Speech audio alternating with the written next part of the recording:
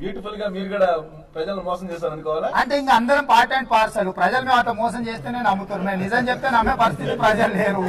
ఇప్పుడు మా కంపల్సరీ ఇప్పుడు మేము గెలవాలనుకుంటున్నాం. చంద్రబాబు నాయుడు ఈ మధ్య తెలంగాణకు సంబంధించి పీపీఎస్ ని పాత వాటిని అన్నింటిని కూడా రద్దు చేయండి అన్నాడు. అది కూడా డ్రామానేనా?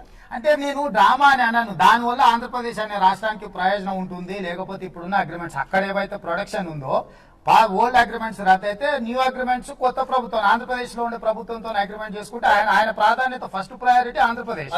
బ్యూటిఫుల్ గా 9 గంటల ఉచిత విద్యుత్ అని చెప్పి అధికారంలోకి వచ్చామన్నారు. ఇది కూడా బ్యూటిఫుల్ గా మోసం చేయడం ఆంధ్ర ప్రజలు. నేను ఏమంటున్నా అంటే ఆంధ్ర తెలంగాణ కాదు, మొత్తం భారతదేశంలో ప్రజలు మమ్మల్ని రాజకీయ నాయకులు మోసం చేయాలని కోరుకుంటుండ్రు. ప్రజలు మేము నిజం చెప్తే వాళ్ళు నమ్మరం కాదు, ఇష్టం ఉండదు వాళ్ళకు. నమ్మకపోవడం వేరు. నేను నిజం చెప్పిన అనుకో, ఇది ఫ్యాక్ట్ అని చెప్పిన అనుకో, రేవంత్ రెడ్డి మంచోడు కదా, ఆయనకి ఇష్టం లేదు, ఆయన కారు ఉంది, లగ్జరీ ఉంది కాబట్టి ఆయన అట్లే చెప్తాడు అంటారు. నేను కూడా నీకెందుకు అంతకంటే ఇప్పుడు నేను నా ఆస్తి అమ్మను ఉచితంగా ఇస్తే మా బాస్ అమ్మాడు, కేసీఆర్ అమ్మాడు, రాజశేఖర రెడ్డి అమ్మాడు, జగన్మోహన్ రెడ్డి అమ్మాడు. ఎవరు ఆస్తి అల్టిమేట్ గా మీ దగ్గర నుంచే గుంజుకుంటాం. మీకు ఆ మాత్రం తెలియదా?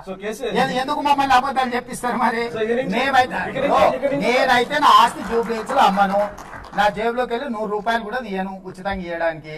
ఉచితంగా ఇవ్వాలని అంటే ఇప్పుడు నేను ఉపాధి హామీలో పెట్టాల్సిన డబ్బులు లిక్కర్ అంతా 6,000 కోట్ల ఉన్న ఇన్కమ్ ఈ రోజు 30,000 కోట్లకు తీసుకొచ్చిన లిక్కర్ సేల్స్ లో 22 రూపాయలు ఉన్న క్వార్టర్ 72 రూపాయలు చేసిన నేను. అంటే నేనంటే in the sense government political system. Revanth Reddy గారు ఏం చెప్పినా కానీ ప్రజలు నమ్మడం నమ్మకపోవడం నేను రాజకీయ నాయకుడికి సొంతంగా ఏం అభిప్రాయం ఉండదు.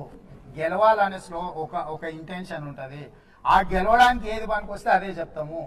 ఇప్పుడు తెలంగాణ అంటే గెలుస్తాం అనుకుంటే తెలంగాణ అన్నారు, రేపు భవిష్యత్తులో ఇంకో పదం వాడితే ఉపయోగం అవుతుంది అంటే ఇంకో పదం వాడతారు, ఆ తర్వాత ఇంకొకటి అంటే ఇంకొకటి వాడతారు. సో అల్టిమేట్ గా రాజకీయ నాయకుడికి గెలుపు అనేది ముఖ్యం. సో ప్రజలు చీట్ చేయడమే ప్రధానం. ప్రజలు మా నుంచి చీటింగ్ కు గురి కావాలని కోరుకుంటారని చెప్తున్నా. మేము చేయట్లేదు. అలాంటప్పుడు మీ దగ్గర సమాజం కానీ సొసైటీ కానీ